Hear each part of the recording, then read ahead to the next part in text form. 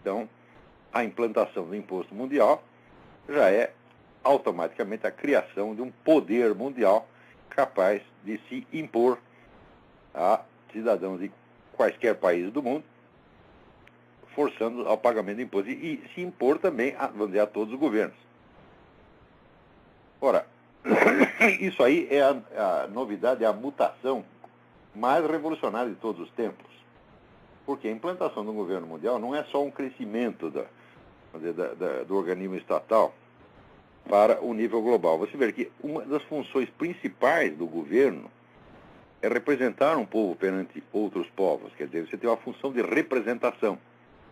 Quer dizer, se não há um povo estrangeiro perante o qual você tenha de ser representado, a própria existência de governo se transforma, vamos dizer, num fenômeno meio estranho.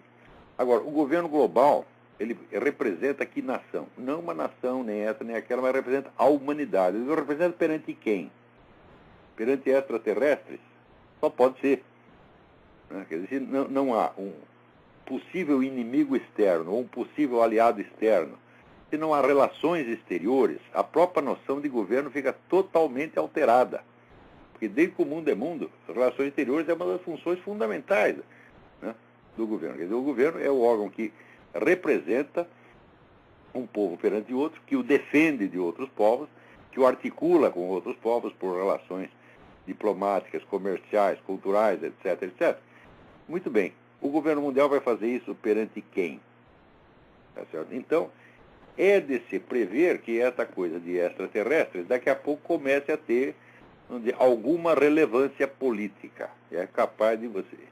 Muito em breve vocês ouvirão autoridades mundiais começarem a falar. Eu não estou brincando, não. Isso não é uma piada, isso é coisa séria.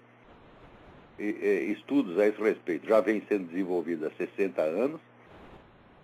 Vocês dizendo que a própria ideia do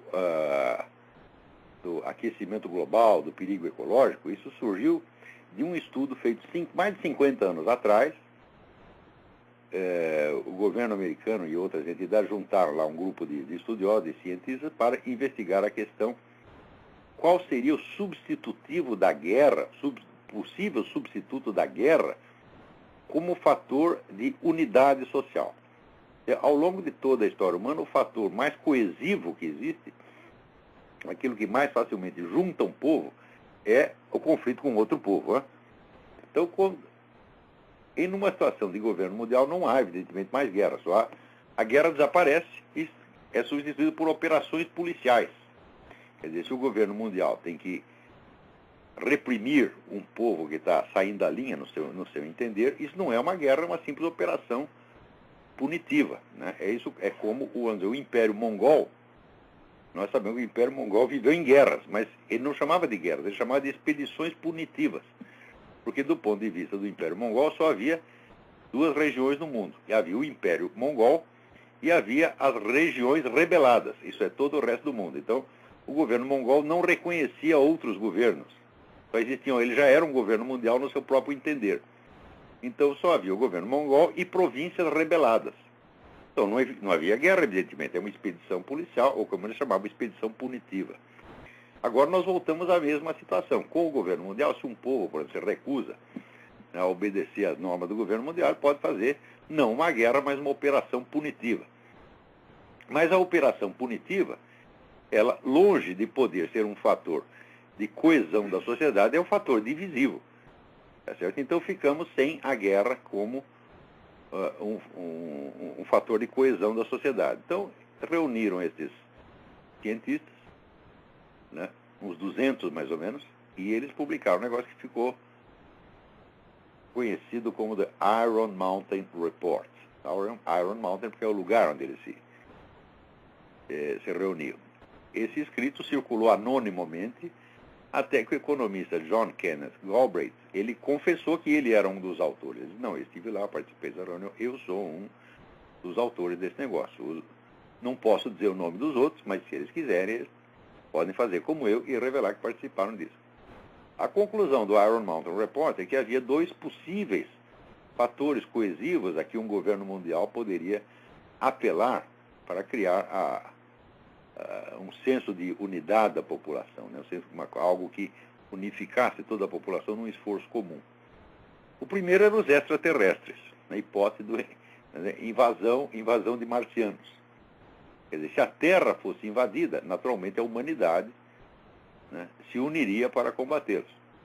Como os extraterrestres não parecem estar com muita pressa de fazer isso, né, de invadir o planeta Terra, então sobrava o plano B. O que era o plano B? Alguma grande catástrofe natural de proporções planetárias. Então, o que foi sugerido aí foi exatamente, vamos dizer, uma crise ecológica. Uma crise que não tem manifestações concretas.